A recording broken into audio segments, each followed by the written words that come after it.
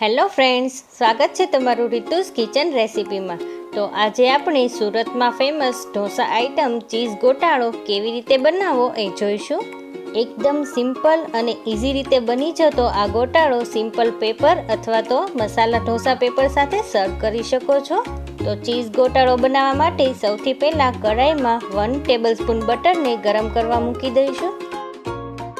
Butter ગરમ થઈને ઓગળી જાય પછી તેમાં આદુ લસણ અને મરચાંની પેસ્ટ 1 ટેબલસ્પૂન જેટલી ઉમેરી દઈશું। પેસ્ટ મેં અગાઉથી જ તૈયાર કરી રાખી હતી। પેસ્ટ માટે તમારે 1 ઇંચ આદુ, 2-3 લસણની કળી અને 1 મરચું યુઝ કરવાનું છે। સારી રીતે સાતળ્યા પછી તેમાં 1 કપ છીણેલું ચીઝ, હાફ કપ છીણેલું પનીર, હાફ ટેબલસ્પૂન ગરમ મસાલો અને હાફ ટેબલસ્પૂન મીઠું ઉમેરીને ચીઝ મેલ્ટ થાય ત્યાં સુધી આ રીતે હલાવતા રહીશું।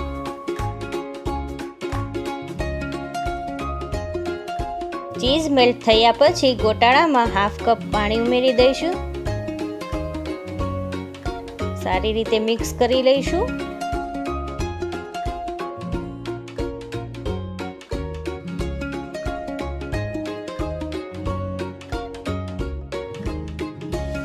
હવે ગોટાળો બનીને તૈયાર છે। તેની સાથે ખાવા માટે આપણે પેપર તૈયાર કરી લઈશું।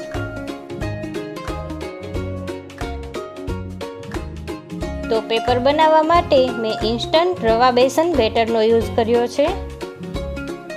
જો તમને તેની રેસિપી ના ખબર હોય તો ઉપર આઈ બટન પર ક્લિક કરશો એટલે રેસિપી વિડીયો જોવા મળશે।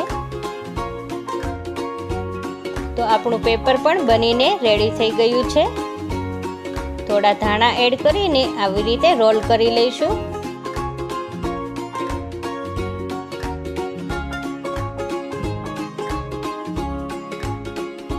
તો ફ્રેન્ડ્સ, તૈયાર છે ગુજરાતીઓની દિલની નજીક એવી ઢોસાની વેરાયટી ચીઝ ગોટાળો। ગરમા ગરમ સર્વ કરીને જલ્દીથી મહેમાનોનો દિલ જીતી લો અને મને કોમેન્ટમાં જરૂરથી જણાવો કે રેસિપી કેવી લાગી।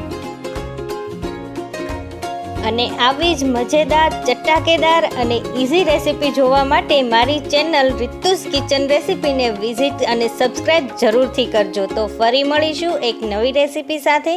ત્યાં સુધી થેન્ક યુ ફોર વોચિંગ।